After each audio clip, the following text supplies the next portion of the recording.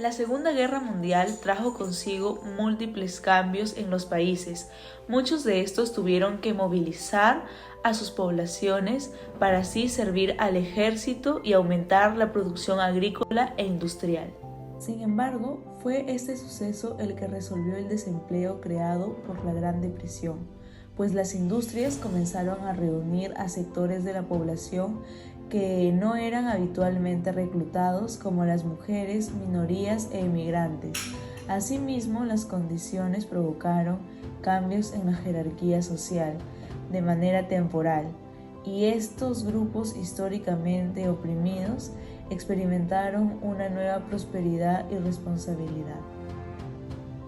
Uno de los países en los que surgieron estos cambios jerárquicos fue Estados Unidos. Aquí 16 millones de hombres y mujeres sirvieron en el ejército. Los esposos ausentes a causa de la guerra convirtieron a las mujeres en nuevos jefes de familia.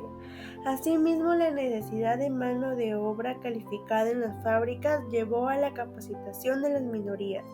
Cabe recalcar que la mayoría de las fábricas a las que se les reclutaba estaban ubicadas en Medio Oeste y Oeste, lo que originó que casi una décima parte de todos los estadounidenses se mudaran permanentemente a un nuevo estado.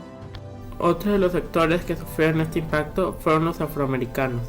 La Segunda Guerra significó para ellos un evento transformador, tanto en su ámbito familiar como en el frente de batalla. La segregación prevaleció en todo Estados Unidos, no solo en el sur, y la Gran Depresión había empeorado la condición de las minorías de los Estados Unidos, por lo que los líderes políticos afroamericanos vieron el servicio militar como una forma de lograr la igualdad de derechos y agitaron por el derecho a ser reclutados proporcionalmente a su porcentaje de la población, que era el 10% en 1942. Y más de 2.5 millones respondieron al llamado y se registraron para el borrador. En el apogeo de la guerra, habían alrededor de 700.000 soldados estadounidenses inscritos en el ejército y aproximadamente 187.000 marines y guardia costera, todos estos enfrentándose a una discriminación en todos los niveles. Durante la guerra, los afroamericanos sirvieron en unidades segregadas, pero lucharon en primera línea por primera vez y ya no fueron relegados a tareas de servidumbre y posiciones de apoyo. Los disturbios de raza sucedieron en las bases militares, a pesar de que estos abogaron por una posición de segregación y cuartos separados pero iguales. Tanto el personal militar blanco como el negro estaban alojados en condiciones similares, pero al mando estaban los blancos, y en el sur los civiles blancos asaltaron a los soldados negros y no hubo repercusiones. En muchos casos parecía que los prisioneros de guerras italianos y alemanes estaban recibiendo mejor trato que los soldados afroamericanos. Entre 1942 y 1945 se estimaron 200 enfrentamientos militares raciales.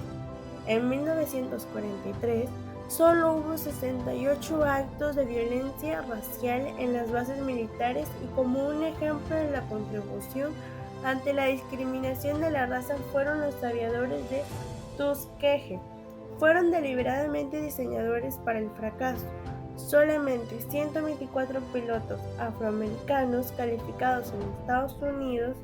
Sin embargo, un gran número de pilotos civiles habían sido entrenados en la Universidad de Tuskegee y fueron aplicadas para entrar al programa que condujo a la creación del primer escuadrón de la parte posterior, el Escuadrón 99 de la Persecución. La mayoría de los estadounidenses no creían que los afroamericanos fueran suficientes capaces de servir como pilotos.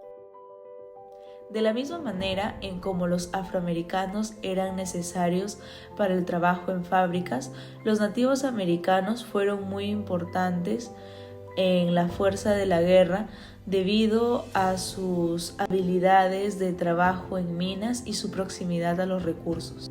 Durante la guerra, incluso las sociedades patrilineales más tradicionales experimentaron un tremendo cambio a medida que las mujeres asumieron los roles de liderazgo tradicionalmente otorgados a los hombres. Al igual que en el resto de los Estados Unidos, las mujeres nativas americanas se convirtieron en bomberos, mecánicos, soldados y agricultores. Lo que puede ser sorprendente es el número de hombres nativos americanos que participaron en la guerra. En 1942 aproximadamente, el 99% de todos los nativos americanos sanos, calificados y con edades comprendidas entre 21 y 44 años fueron registrados por el proyecto y más de 44,000 sirvieron. De igual manera, fueron los hispanoamericanos y mexicanos a quienes la Segunda Guerra significó un evento transformador, pues unos 500,000 sirvieron en el ejército estadounidense. La mano de obra hispana y el bilingüismo fue muy valorado, por eso los latinoamericanos eran deseados. Además, los efectos para los hispanos fueron similares a los de las demás minorías. 17,000 mexicoamericanos trabajaban en los astilleros y sirvieron en las bases navales. Aunque la mayoría de los hispanoamericanos estaban insatisfechos con su condición social más baja después de la guerra, es cierto que habían muchas más oportunidades económicas, pero la discriminación, la violencia y la opresión política continuaron. Sin embargo, los hispanoamericanos aprovecharon el proyecto de ley del G1 para obtener educación y tener derechos civiles. Por otro lado, las mujeres eran mucho más necesarias que antes, y este acontecimiento se vio reflejado a partir de la Primera Guerra Mundial. Estas no solo trabajaban en la industria, en el hogar y como enfermeras, sino también formaron sus propias ramas militares. Las mujeres servían como controladoras de tráfico aéreo, apoyo clerical, operadores de teletipo, expertos en comunicaciones, instructores de vuelo y pilotos de prueba. Se estima que alrededor de 6 millones de ellas ingresaron a la fuerza laboral. Sin embargo, mientras que el empleo de mujeres era un punto, podemos decirlo así, de discusión durante la Gran Depresión, ahora era visto como un deber patriótico de las mujeres el trabajar, motivo por el cual abandonaron sus empleos de amas domésticas y se trasladaron a los empleos industriales con mejores salarios y beneficios. Hablamos del reclutamiento, donde la inscripción para el servicio selectivo comenzó en 1940 y permitió que se realizara en tiempos de paz. Todos los hombres de edades comprendidas entre los 21 y los 40 años debían inscribirse en el proyecto. Luego de que el alistamiento voluntario terminara, el rango de edad para el reclutamiento se trasladó entre 18 y 38. Al final de la guerra, 36 millones de hombres fueron clasificados y 10 millones ingresados en las Fuerzas Armadas. Más tarde, la militante Nación Afroamericana del Islam se opuso al reclutamiento, y los 37,000 que recibieron el estatus de objetores de conciencia sirvieron como médicos en la batalla y trabajaron en campos de servicio civil. Su objetivo principal fue mantener a los objetores de conciencia fuera de la vista pública y se mantuvieron en los campamentos hasta su liberación final en 1947. En pocas palabras, podemos decir que fue la guerra el suceso el cual resolvió el desempleo causado por la Gran Depresión. Asimismo, este acontecimiento permitió darle un papel más importante o relevante a las minorías. Los gobiernos otorgaron concesiones a los trabajadores industriales o apelaron a su patriotismo para aumentar la productividad y para que pudieran servir al ejército.